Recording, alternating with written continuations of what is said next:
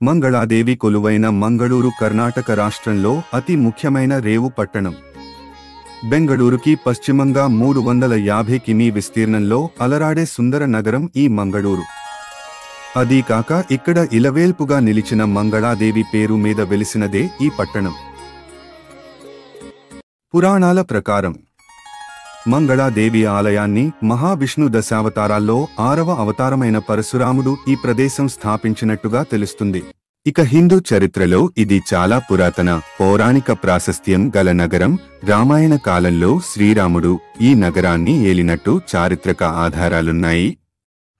అలాగే మహాభారత కాలంలో పాండవుల్లో చివరివాడైన సహదేవుడు ఈ నగరాన్ని పరిపాలించాడు. ఈ ఆలయం కేరళ శైలిలో నిర్మించబడింది. ఇది దక్షిణ భారతదేశంలోని కేరళ మరియు పశ్చిమ కనుమలలోని అన్ని దేవాలయాలలో సాధారణం. దీని నిర్మాణం చాలా వరకు చెక్కతో తయారు చేయబడింది. ప్రధాన దేవత మధ్య మందిరంలో మంగళాదేవి కూర్చున్న భంగిమలో ఉంది. గర్భగుడి చుట్టూ ఇతర దేవతలకు ఆలయాలు ఉన్నాయి.